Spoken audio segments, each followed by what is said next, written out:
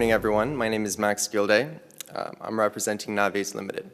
For those of you who don't know us, we're an OEM that mainly manufactures pitot-static test adapters.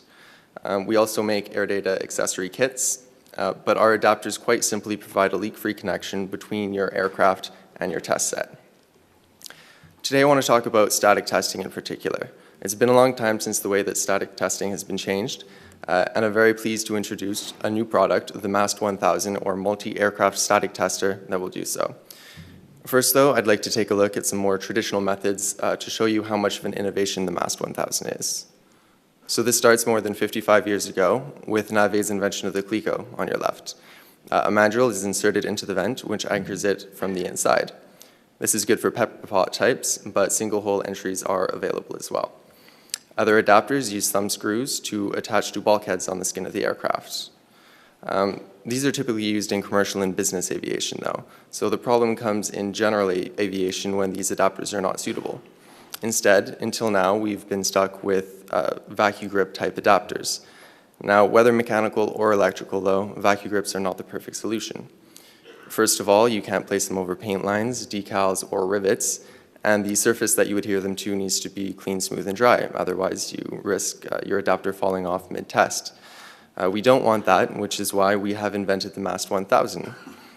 So rather than being mounted by suction cups, the static heads are mounted on poles. One pole is placed on either side of the aircraft and held together with tension from a spring beneath the fuselage or nose.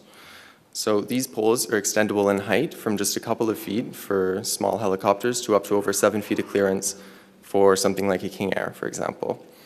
As that suggests to you, as does the name, this is for use on multiple aircraft. In fact, this adapter will test the widest range of aircraft out of any adapter on the market today. Of course, you also won't have to avoid paint lines, rivets, and decals like you would with a vacuum grip type as well. Now, one of the coolest features about the MAST 1000 is a bushing in the head of the adapter that gives it a range of vertical motion. So this means that, for example, if someone were to climb into the cockpit of the plane while you're doing your test, and it bounces a little bit, it won't disrupt the test or dislodge the pole. On your right, you can see the gray seal holders. These contain a number of standard seals, but they're easily swapped for other sizes within seconds. They simply slide off the top, slide your next one on, and tighten the thumb screw. So here's a final look at the MAST 1000. You can see the standard AN fittings on the sides where you will connect your hoses, but of course specialty fittings can be asked for upon request. So please don't leave it there and come visit us at booth 347. We are just beside the silent auction in the cafeteria, and you can always reach us at our offices in Montreal or Connecticut. Thanks very much and have a great show.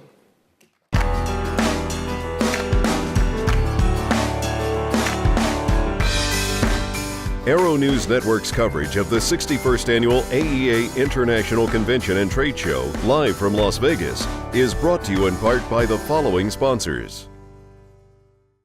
Avidyne is the pilot-centric innovator. If you look at Avidyne's 20-plus year history, we had the first moving map, full color, that had everything on it. We were the first ones to do a primary flight display for general aviation. Avidyne has lots of opportunities and things in the works that will continue the leadership role we played in the past of coming up with new concepts and always having the best user interface to them.